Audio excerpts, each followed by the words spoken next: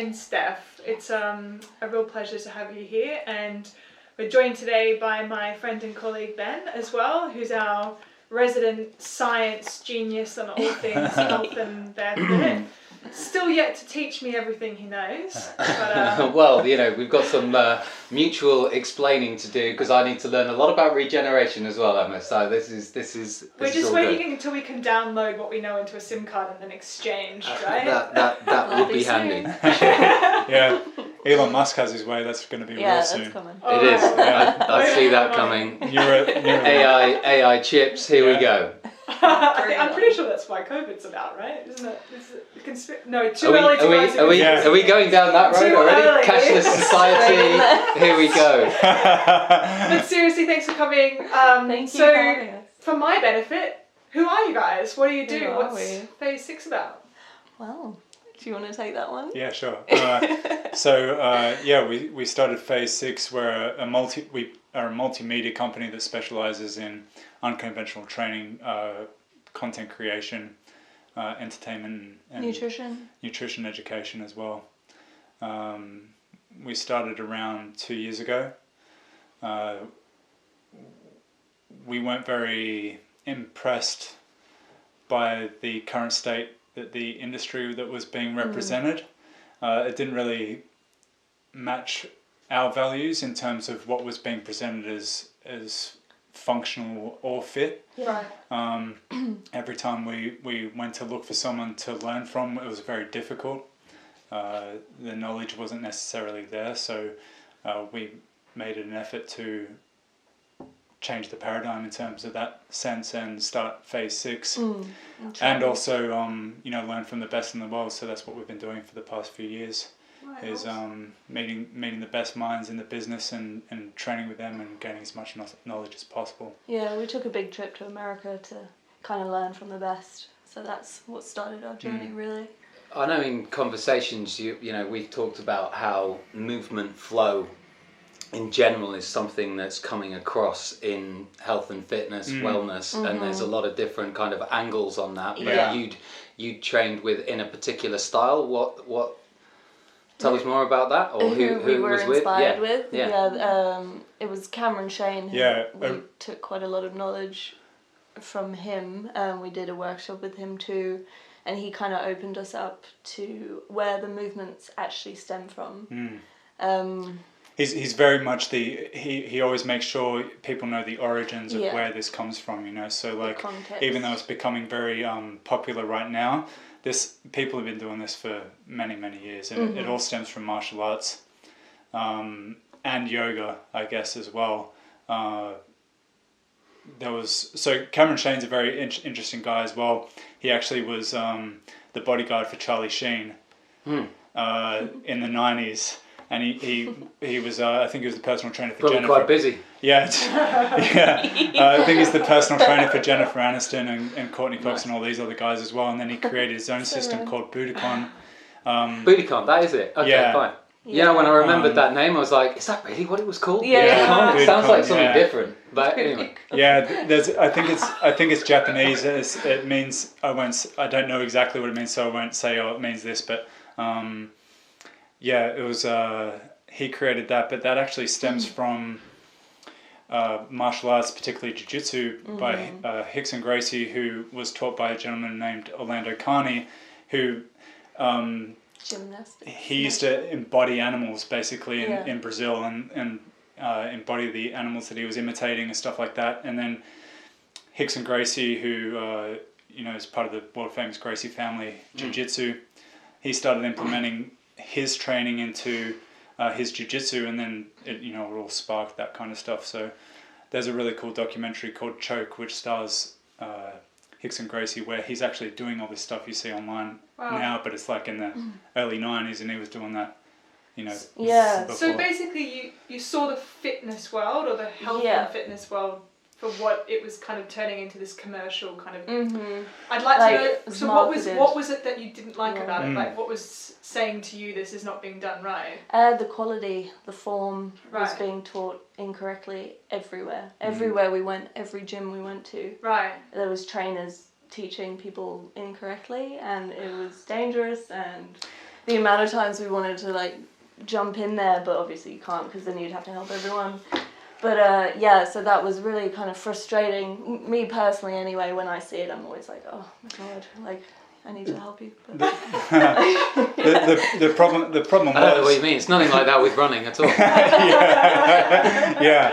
I mean, the problem was at the time. So you know, when we first started training, when we were learning how to train ourselves. Oh, the beginning. We were getting this information from people who are certified, and they were teaching us from textbooks that were 30 years old. And it just didn't make sense, you know, like basically they just told you that you could only go forwards and backwards, side to side, and if you add any rotation, and then this is some like uncanny world that no one knows how to explain, even though like everything we do is pretty much in a rotation. You know, the textbooks that they're teaching and certifications are literally 30 years old and completely out of date. And so then during the time before we just started phase 6, the word functional was starting to gain momentum in terms of being marketed in a certain way. And then functional, they started out good in terms of theory, but then when they were putting it into practice, it was hurting people. Well, so, also it was diluted quite a lot. Like chains would just dilute their brand everywhere, and then you'd have quite bad trainers spreading this education. So the education was getting diluted, so form was getting worse, and more injuries were happening. We were seeing this everywhere as well, like a certain functional company that isn't. There's there's multiple functional companies who are you know, putting that word on their product to sell it to people, and when they're injured. It was the complete opposite of what functional is if you look it up in the dictionary. Right. And you know, you'd see people coming in banged up all the time. I don't know what you're talking about. I definitely didn't do F45 years before this. Yeah, I was going to say. What's F45? It depends on your background, right? Because if people have great movement, and Emma grew up, you were a very good athlete, professional handball, right? Water polo. Water Water polo. Yeah. Strong you know, so you're strong, and it's like if you've got that strong foundation, things like HIIT and F45, you know, can work. But the majority of people do not have good movement.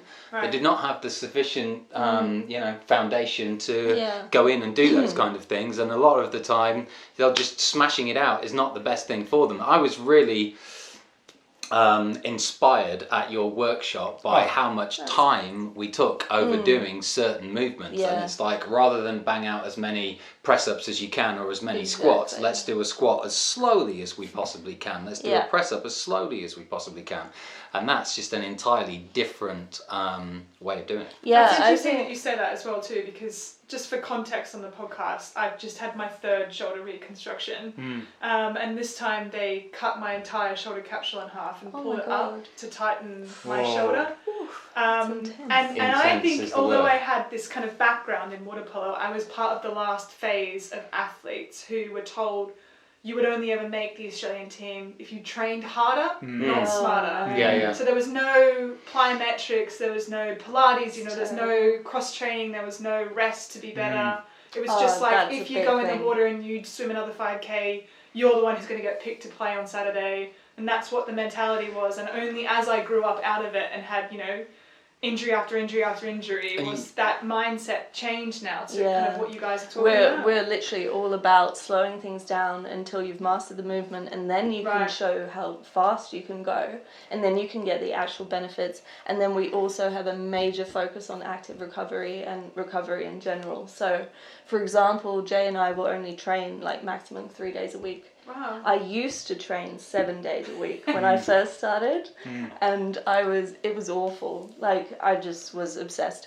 But anyway, so then down the line, you just educate yourself further and further, and you realise that you can actually make more gains and feel better about yourself and have more rest. And this is part of the thing, that training is exercise plus rest. And the rest is crucial to get the benefit from the exercise. Exactly. I mean, this is half the problem with the functional stuff that we're seeing being marketed in that way, because they were and this isn't just us like speaking badly of a place. We tried all these things to make sure like to understand exactly where they're coming from, and then going, okay, this doesn't work, because they reward people for turning up 6-7 days a week, and you've got a HIIT class, then a strength class, but they work the same way. So you're at doing 7 o'clock at night too. 40 seconds work on strength and then 20 seconds rest. If you ask anyone who knows anything about strength training, that's not how it works. You're going to get injured.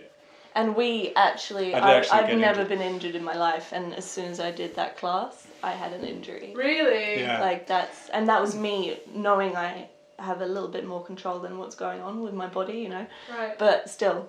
How did you get into it then? Like, what was your, how have you got into this? What are you calling it? Natural movement. I mean, we call it phase 6, but I guess it's like time efficiency training. Yeah.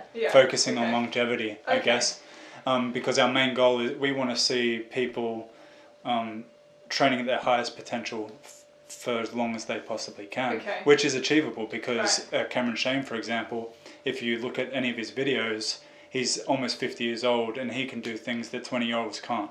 Yeah. Right. He moves like water. And so you're saying the secret is making sure that the textbooks are moving with us, but B, almost going back to basics. It's definitely like going back to basics. So basically, rolling. What we focus on is time efficiency training.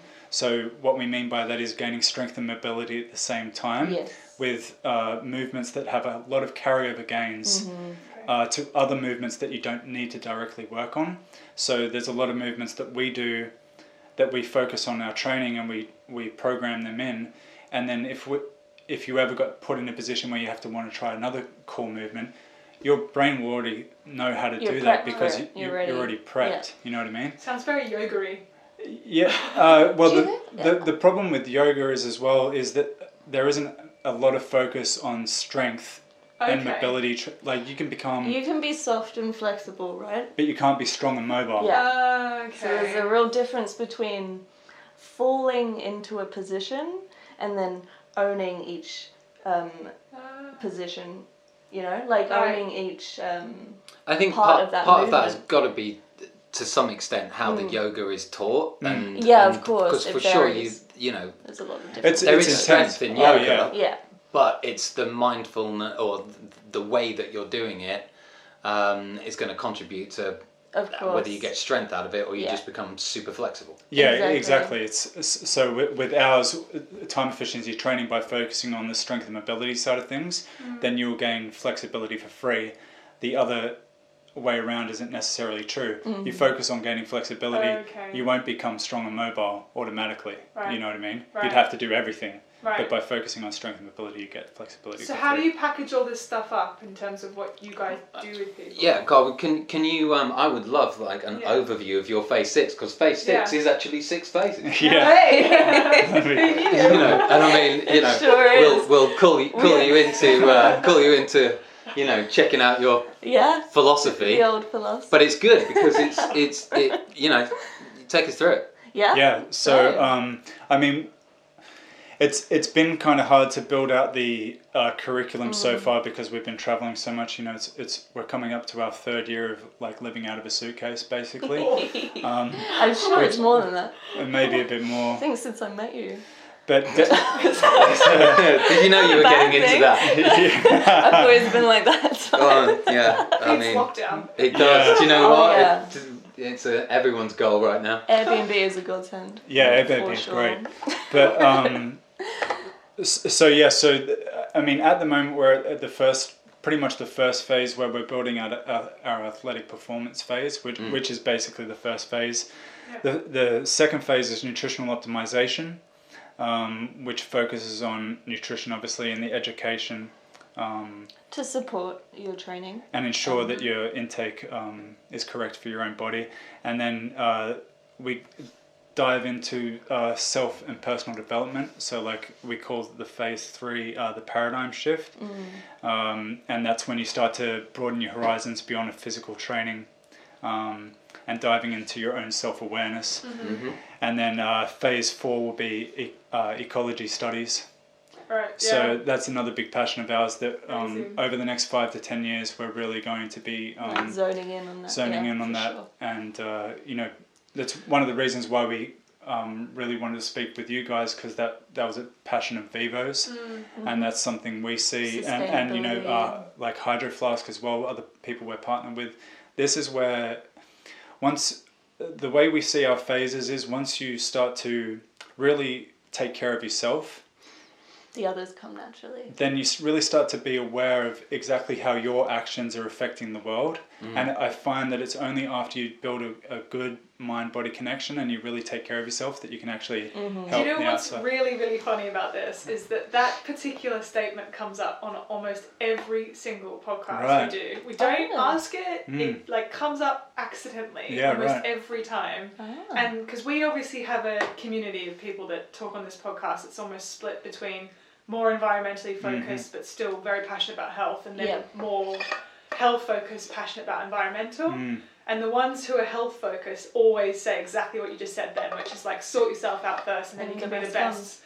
But the environmental ones are the exact opposite, which is like, well, what's the point of sorting yourself out if you don't have a world to live on? Interesting. So it's really, really interesting to kind of constantly get the different. I really wouldn't have thought they would have said that. There's the good kind of, you can't be healthy on a sick planet, which is absolutely 100% true. But if you're going to do your best, you've got to be in a healthy situation yourself. In order to, I think we came to the conclusion with Tony Riddle that it's both. Yeah, exactly. I mean, it is. You can work on yourself and help the planet at the same time. You don't have to hold yourself back and do that first. That's ridiculous. Yeah, I mean, I definitely think people who are not looking after themselves and maybe do not have much awareness of the environment in general would definitely need to help, heal themselves first before that even clicks in. Yeah. Because it's weird how once you really start to build that mind-body connection, you eat nutritious food, you look after yourself, you're bringing value to other people, then it really starts to make you aware of exactly how your actions are affecting the environment around you. It is like you say though, and it's a really big part of Vivo's ethic that, just being in nature, just having, barefoot on the ground, this is it, exactly. Ben knows it back to front. Well, I'm learning more about the science of nature as well, because even, papers come out this year saying 10 to 20 minutes outside is hugely beneficial for, stress and happiness. As we know, even more hours than that are more beneficial. But it's a staple, and this is where Vivo is just trying to get across to people. Reconnecting with your feet is that gateway to reconnecting with your own health, because let's face it, most of us are overly comfortable and numb, exactly. I think also, disengaged from everything. It's really important that you guys are doing what you're doing, because especially in Europe, there's this real thing about feet. Like, it's really disgusted. Yeah, it's weird, and man. frowned upon. Really? And like I remember in school, like if you get your feet out, everyone would be like judging your toes and being like, put your feet away and stuff. And like I've got friends who hate feet, and I'm just like, what? It's a really odd thing. It's really it must be bizarre. And then Australia's like, just walk barefoot everywhere. For sure. Absolutely loved it. You should have seen some of the sites in supermarkets in Australia. You wouldn't have to. I love it. People come in and off the beach and they don't even have swimwear on. Well, I was like, hang on a minute. No swim. They don't even do that in Rio, mate. They've got their hot pants on in Rio, at least. Like. We always talk about our CEO is always trying to do himself out of business because he's never wearing shoes. This is very true. Sells shoes and he's never wearing them. But this is what I love about you guys. I literally said this to someone the other day when we were talking about Vivo, is that you guys actually prefer people being barefoot, which is great for us because that's what we love doing. But then you're providing people who love that with shoes that feel like barefoot as well. So you don't get kicked out of the supermarket if you're not in Australia going in with no shoes on. Yeah. But it's weird, the culture here. I think you guys, it sounds like you have quite a similar thing in terms of once you crack it and you're, once you know what you guys know and you're then part of that world where you're moving in the way that you know you should be, you can't go back. No, you can't. And it's the same with Vivo. Like once you start wearing Vivos, it's like you just honestly you're part of that community then, and you can't go back. This is the thing, especially with us. Once we know something, how something provides us benefit in terms of longevity.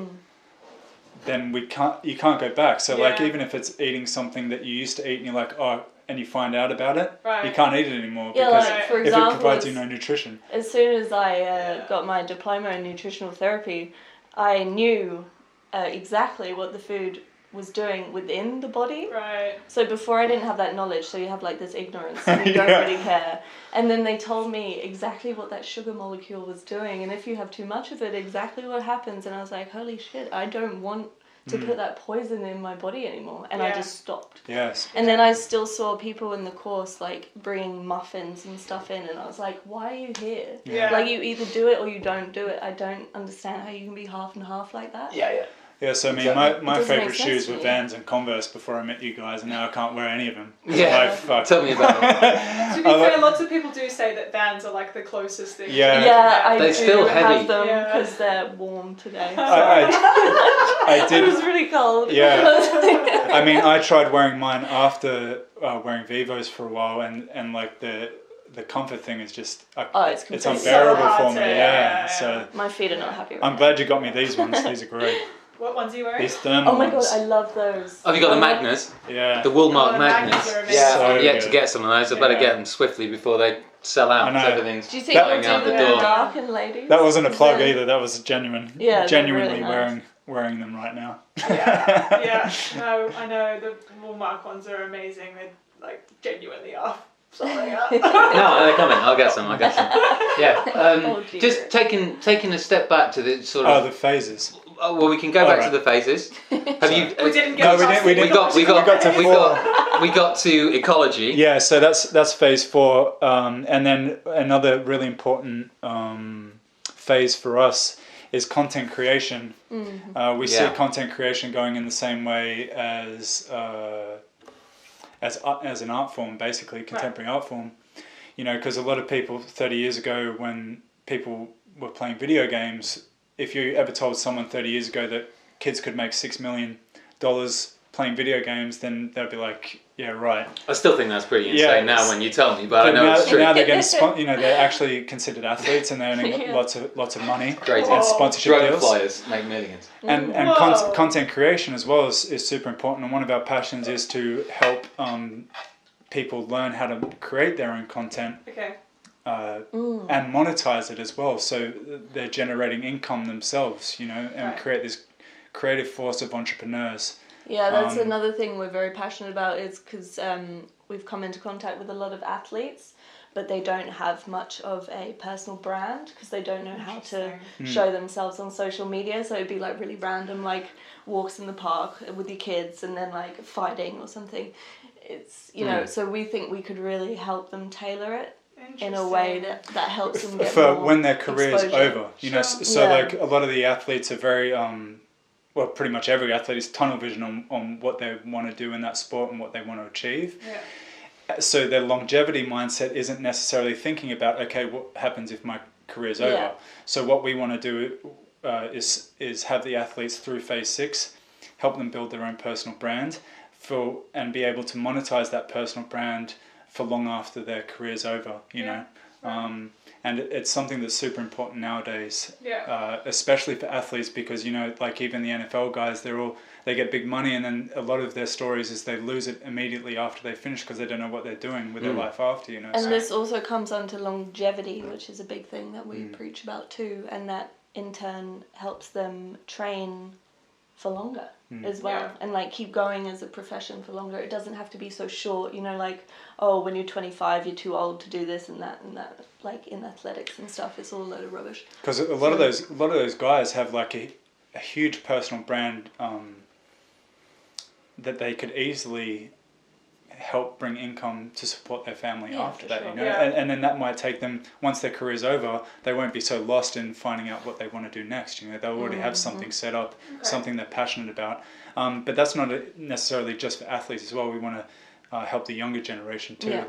And entrepreneurs. we'll actually be building a course around that whole thing of like cameras, equipment, how to shoot things, all that kind of stuff as well. The so best angles. I think Ben must be your first person. Yeah, I've been talking to Ben about building his own brand. Well, for a while. indeed, but also building the just knowing how to film things. That is an awesome it's thing a you big do, thing. because your followers have grown pretty amazingly over the last few years, right? Yeah.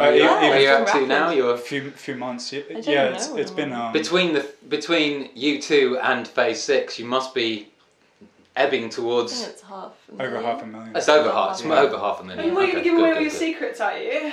Yeah, because if everyone's got your secrets, then there's no competition, is there? Yeah. As long as we stay ahead of the game. You know, yeah. So you're always 5 steps ahead anyway. But like the most Tesla, important, Yeah. our most important thing is to provide more value to people than Yeah, exactly. what we receive. Like for us, Okay. that's our success right there. You know, being able to do that. So that's like. cool.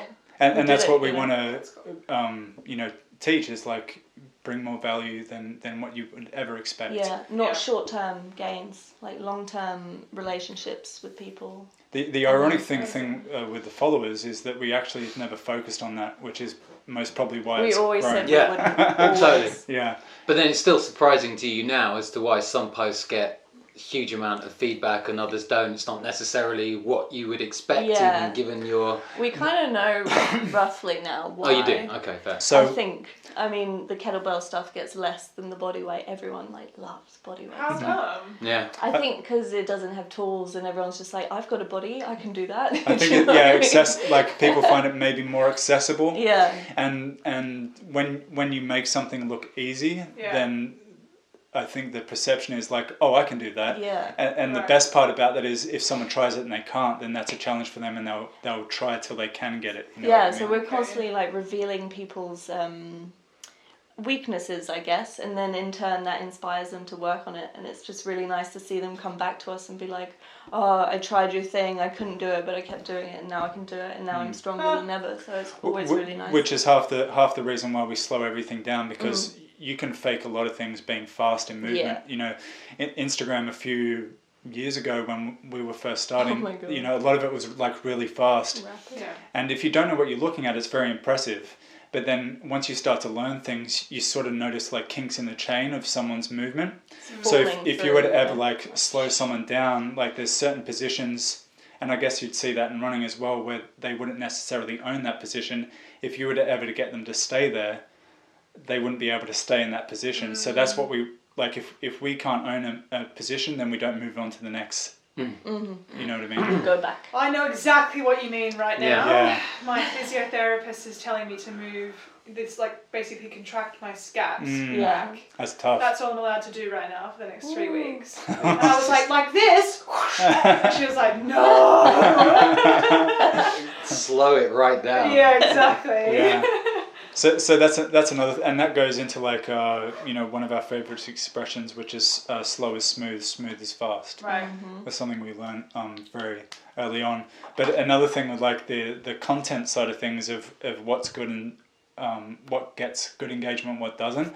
We learnt from a very early stage is not to treat our content as a personal thing. Oh my God, yeah. So like if there was a piece of content that we created and we're like, yes, this is going to do really well, can't wait, and you post it and it doesn't perform as well as your expectations. And then you have others Then that you're like, you hold oh. on to and you don't want to post because you're so embarrassed, and then they do really well. Yeah. Oh, I Yeah, love like- watching your Instagram lives, Ben, because like you can go from a Monday where you've got 50 people who are just obsessed with wanting to see Ben's feet to a Oh, Friday. There are lots of where people out there where obsessed there's with feet. 500 people that are messaging Ben saying they've changed their lives. So No, That's great. Oh. Yeah. I think It's I nice, think you and isn't I both align in terms of I'd rather like 1 or 2 amazing emails or messages from people that Definitely. have said that they've changed their lives rather than 300,000 likes. Yeah, I mean it's interesting. Like I get awesome views on the lives at the time, as good as anyone, but it's the ones after that. So I don't know. Maybe that's probably to do with brand Ben and various other bits that aren't there, or I'm not posting, or whatever it is. We'll figure it out. Yeah, but you're gonna as you love say, brand Ben. the most important bit, without a shadow of a doubt, is that you get a few people who are like, "That was absolutely fantastic. Right. It really changed." And you then know. that will keep growing. Yeah. So That's Yeah. I mean that's the type of things that you're looking for, and like you said, the focus shouldn't be on views or likes. No.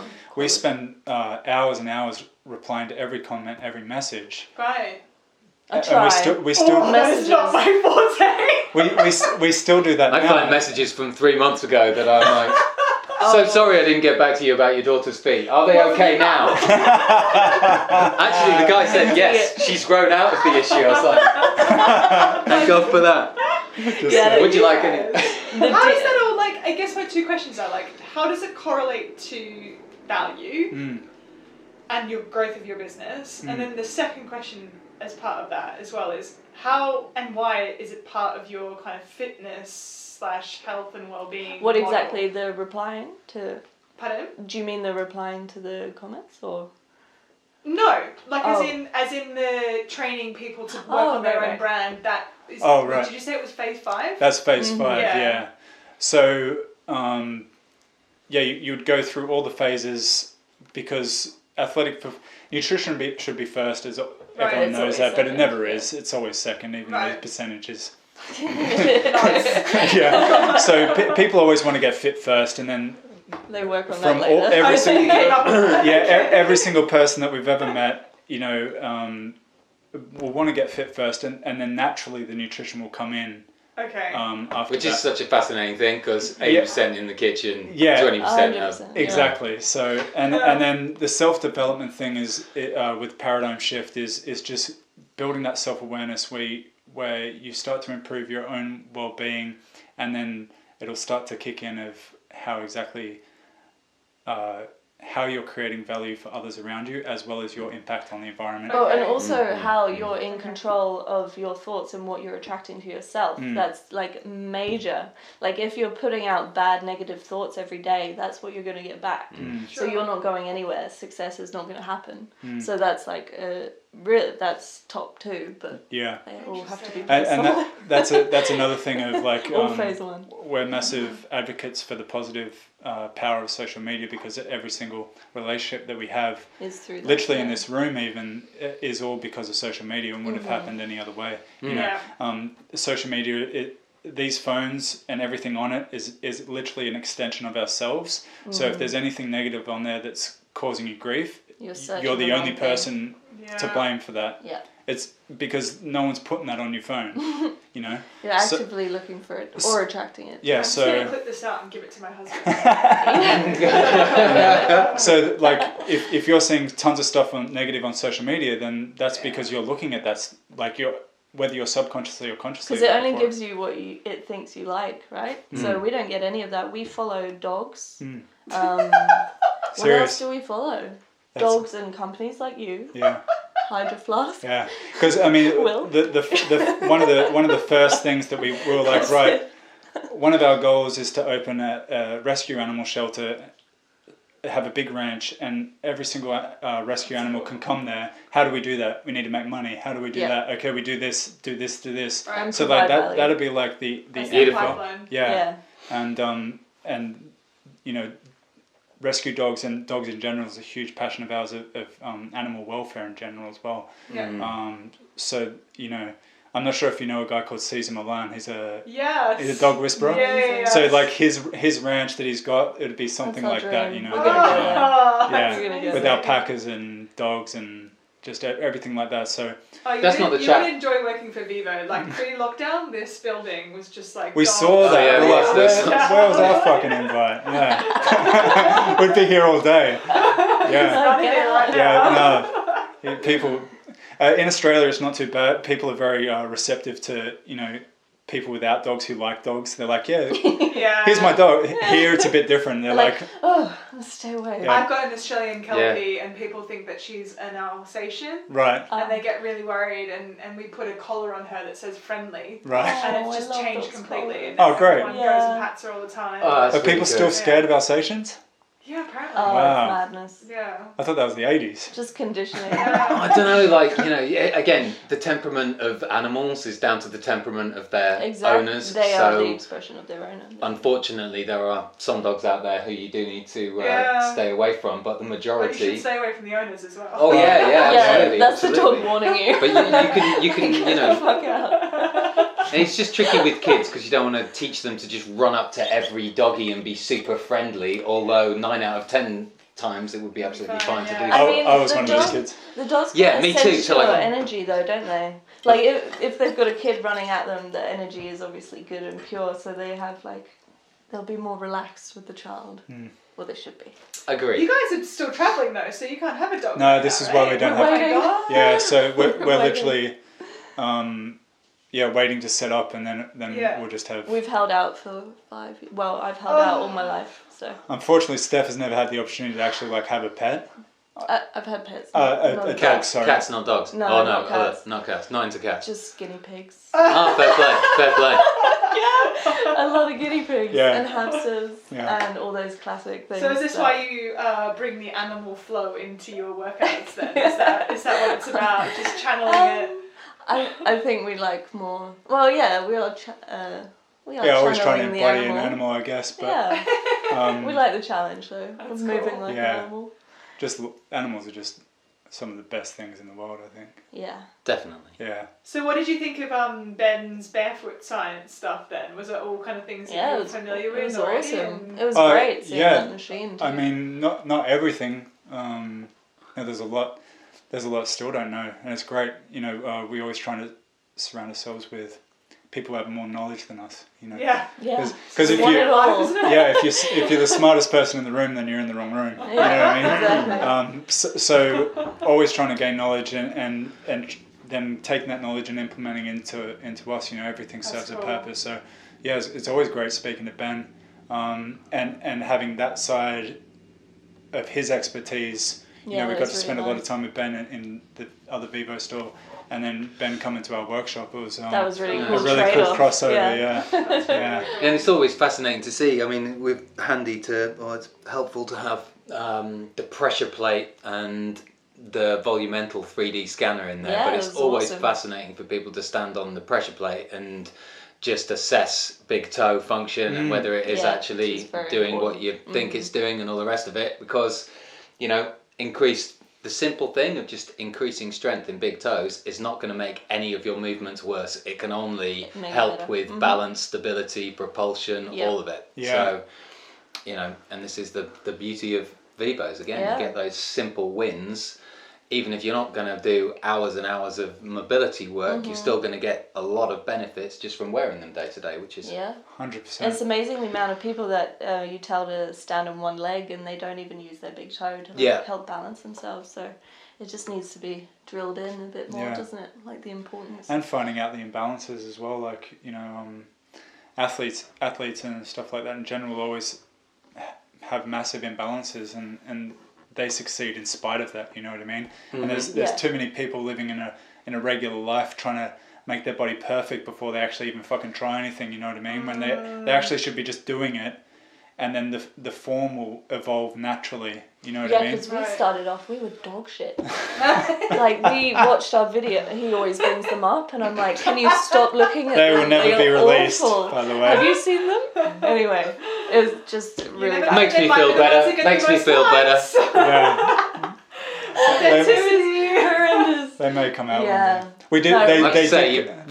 You make it look so easy these days. It's it's almost a little bit daunting. But at the same time, no, you got to just get in on it. You got to just get in on there and do it because. This is what I say to beginners because we get asked every day, all day. I'm a beginner and I want to get involved in this. What can I do to start off? And I'm like, well, you just got to try the movement. Yeah. Like, I'm not going to give you... I could give you millions of different movements, but if you want to do this, then you try this, and you keep working at that. Like, pistol squats, for example, everyone's like, oh, can I do movements to help support this? I'm like, yes, you do a pistol squat, but you hold on to something. Mm-hmm. You know, you just got to try it. Like, I think everyone's very scared of jumping into something that's new and refreshing, but really you just should, go all in, and then you can assess your body and be like, okay, so that's really hard for me, let me work on that more, and you just get better. Yeah, I mean, but this is where the whole package comes into effect, you know, so like, if you're not eating good nutritious food, it'll take you longer to do these things, you know, if you're not... For your body to adjust. If you're not, taking time to actually learn about self-development or anything like that, or about the environment, becoming more aware about those issues, that directly affects that stuff. And it's just aimless, right? It hasn't been connected enough in the industry that it's in. Mm-hmm. It's very physical, and it's not that. It's what we're discovering is that it's actually more mental than physical. Mm-hmm. You know, like visualization and psychocybernetics and all that kind of stuff. It's like, you know, there's been all this tests of like say even for basketball, of these kids practiced a 3-point shoot for 3 months. This other group of kids visualized shooting the ball from the 3-point for 3 months, and then these other group of kids did nothing at all.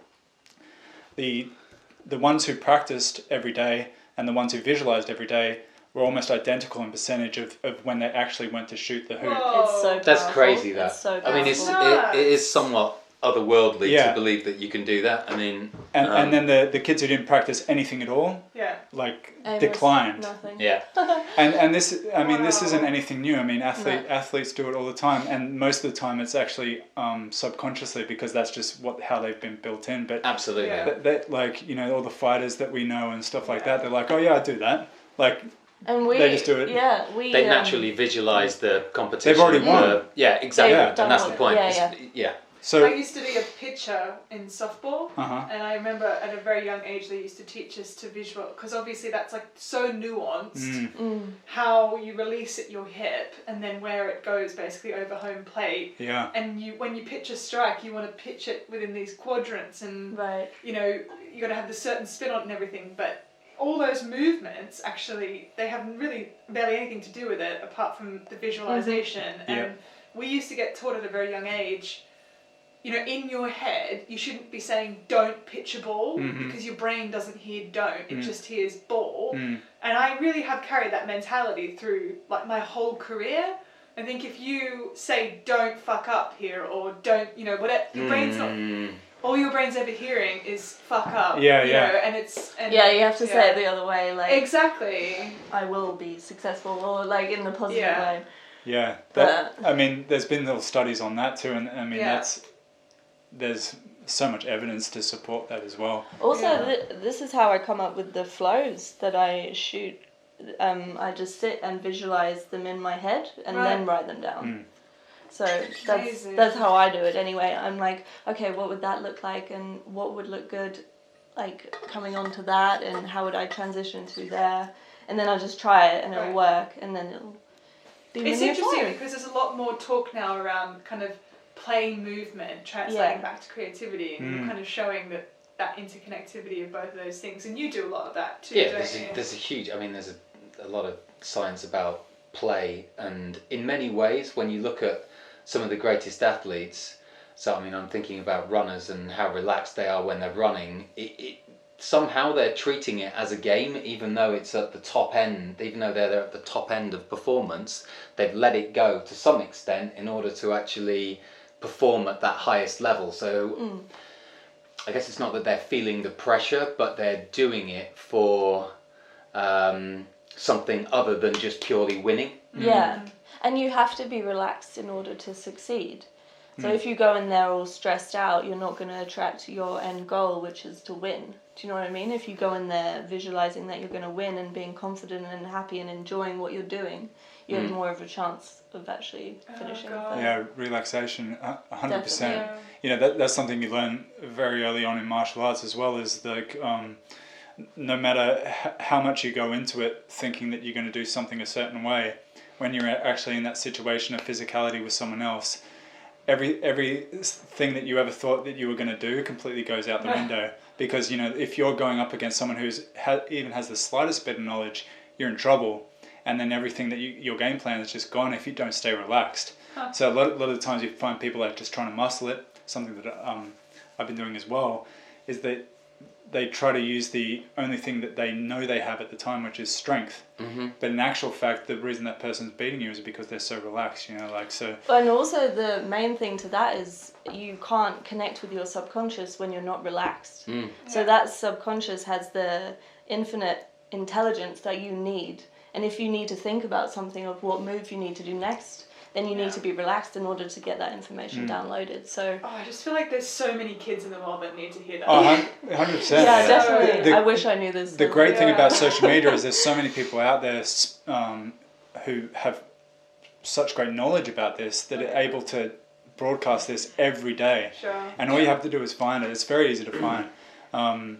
But again, it comes down to, if you're not looking after yourself, it's not going to be the same standard of creativity that you're going to get, because Yeah. you know your gut is your second brain. If that's not all working as one, then the creativity is going to be lacking and everything like that. Gut is your second brain. You thought it's your third. The physicality side of things is just not going to match, you know. So Sure. they all work together. So, you know, that goes back to like sort of the outdated concept of this, is that it's just very physical what they're teaching. They're not teaching people about self-development and awareness it's all image. and not even nutrition. I mean, the nutrition in that stuff's very bad. Yeah, it's you know. I really enjoy following James Smith on Instagram. I don't know who James Smith is. He's a funny cat. He's an Australian kid who basically just like is on the spectrum for the nutrition industry is screwed up and is teaching you all the lies. You probably will love him and hate him because he's a dickhead. But he wins at kind of demystifying the nutrition space, doesn't he? I don't know if what he's saying is the answer is always true, but That'd be interesting to hear something. Yeah. Have fun. Just YouTube him, it's crazy. They had Healthy Harold in Australia. It was a talking giraffe. Did you have Healthy Harold? Look, my parents were teachers in Australia. We had Healthy Harold. Yeah. Healthy Harold was a giraffe puppet. Yeah, he'd tell you like all about nutrition and smoking's bad, and all the kids still smoked. See, so my dad's a diabetic, right? And he's on the keto diet, and he's trying to convince me that Healthy Harold kind of table of what you're meant to eat is completely wrong. It is upside down now. Yeah. I remember that. That was like one of the first things I. Loads of carbs, no fat. Potatoes. It's like milk. Yeah, exactly. Milk, bread, cheese at the top. I feel like I could talk to you guys for ages, but I had the real privilege, and I mean super privilege, of traveling a lot. I spent like 6 months in Southeast Asia, just traveling around. I spent months in Borneo. I came to the UK, been here for 7 years. I haven't been in one place for longer than 12 months. So I eat, sleep, and do things in life depending on kind of what I feel like is making me feel healthier. So I don't really abide by any kind of strict rules in my diet. Sure. But I know what makes me feel good and what makes me feel like crap. Basically. That's great. That's all you need. And you're the kind of same with movement and like, you know, I think you're absolutely right. Like the more people kind of let themselves become the teachers on social media, the more. And I know that some people hate this because the science speaks it, but you know, it's exciting to feel like people can make their own journeys in this space now too. Oh, 100%. It's an awesome platform. Yeah. And we're not even seeing like it's full potential yet. Yeah, It's going to be huge. Let's hope it doesn't get like bought out and privatized and brainwashed. I don't think so. I think there's too many there's too many people doing it now. Yeah, they can't control it. And it's very exciting because it gives power to the people. Yeah. And you know, there's going to be very, very young. My favorite part of this is there's going to be very young entrepreneurs, like young kids who are doing very well, and that's going to carry over to their adult life, and that's going to create more and more value for years to come. You know, it's an exciting time. True. Right. Well, on that note, we will finish with the question. Oh, great. Which is what does a regenerative future look like for you guys? I mean, you've laid out the kind of basic principles and premises of what you're trying to achieve, but if you visualize life, society in 10, 20 years' time, what does it look like for you guys? I think it's going to be. I think with the amount of people on board with this mindset now of how important it is to look after the earth, I think we're going to be in very good shape in the next 20 years as well. Sustainable energy, you know, Tesla was laughed at, you know, not too long ago about how no one would buy electric cars, and now you see Teslas everywhere, and they're all. He's given the patents out for free, and everyone's getting electric cars. There's a big revolution coming, right? Yeah, even with the shoes, you know, like companies like yourself making sure that people give the shoes back so they can be recycled and all that kind of stuff. That's something that's going to continue. And the great thing as well with social media is that information will be fed to everyone, the younger generation as well, because I think the younger generation is a lot more switched on than people give them credit for in terms of environment and their awareness of that. If we're going to put a positive spin on the current situation, it's definitely allowing people or forcing people to think more. And hopefully that thought leads to better conclusions for themselves and the planet. 100%. Yeah. And maybe knowing that they don't have to go into work, they can do something on their own. Yeah. Well, and this is it. Like, we've got a big push to get outside always, but especially at the moment and this week. Might not happen. What's that? Might not happen. Well, no, but I mean just daily for exercise. Yeah, even if you know you can't do it because of lockdown, it's so important to get that time outside every day. Yeah, I mean, we've been doing 2-hour walks every other day. In Hyde Park. Happy days. Yeah, so I mean, one of the big issues in England is that the majority of the country is actually vitamin D deficient. So I mean, people need to be on the sprays, where it's actually warmer, vitamin D deficient. Yeah, so in California, a lot of people are. So you know, it's like they wear too much sunblock. Yeah. Same with the vegetables and obviously the pesticides. Not only are they obviously terrible, but when you ingest them, they're clinging onto your hormones too. Yeah. So it's all types of trouble. Yeah. Yes. Like not only are you not getting the nutrients. Well, that's the thing. I'm gonna tie that back with comfort food and comfort shoes as well, and go. Yeah, we're overly comforted in our food and we're overly comforted in our footwear. And this is a bleeding problem. The key thing here as well too is that people kind of overlook these massive issues and they think that what part do I have to play in that? Yeah. The guy we spoke to this morning was really making it clear that every individual knowing about this. They're all, you know, in the current context, we're all voters. Yeah. People that understand these issues and that can ask politicians and ask, you know, society to incentivize more organic, regenerative agricultural practices. And the more people are aware even just that their food isn't of a quality that it should be, you know, the better we're gonna be. I got told a tip by a teacher at my nutrition course. She was like, "Oh, if you're planting your own vegetables, put some magnesium salts on top of the soil, and the plants absorb it, and they have." Oh, interesting! Yeah, it was quite cool. I was like, I might try very that. interesting. Or some fulvic acid, just like drop it on. Please.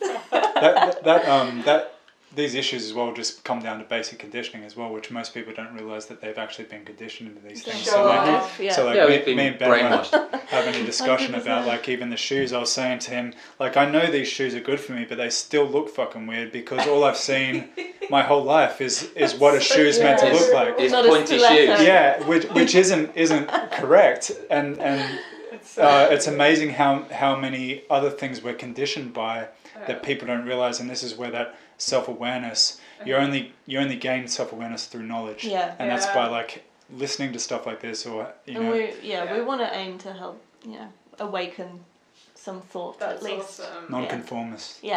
Always. I love it. Always. Well, thanks very much for joining us, guys. Thank you for having us. Guys. And good luck. Thank you. Exciting. Continue inspiring. Inspiring. Thank you. There we go. That's me. I'm inspiring.